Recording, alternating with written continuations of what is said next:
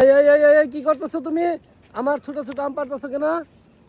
আমার কাছে আম আমি ছিটতেছি, তোমার কি সমস্যা? ওরে বাবা, তুমি তো দেখি সব আম পেরে এই যে ফেলবে। কাঁচা আম খাবো গাইস, কাঁচা আম খেতে ইচ্ছে করতেছে, ছোটটাই খাবো। এই গাছের আম খালি কাঁচাই খেয়ে ফেলবো। বিসমিল্লাহ বলে এই বছরের প্রথম আম হারভেস্ট করব।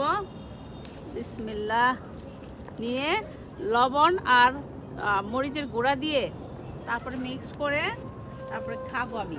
বিসমিল্লাহ। তো এই গাছে যত আম দেখতেছেন সব আমি কাঁচাই খেয়ে ফেলবো। সেই ওয়াও, সেই রকম ফ্লেভার। দেখেন আরো আম দেখাও, গাছে কি পরিমাণ আম ধরছে।